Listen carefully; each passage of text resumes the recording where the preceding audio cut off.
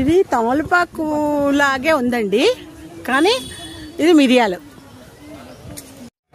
ఇక్కడ పచ్చిగూడు, దీనికి ఫోటో తీసుకోవడానికి 100 రూపాయలు అంట. టికెట్ పెట్టారు, ఇంకా కడుతున్నారు, మేము ఎక్కటం లేదు. ఇక్కడ నుంచి వీడియో తీసుకుంటాం.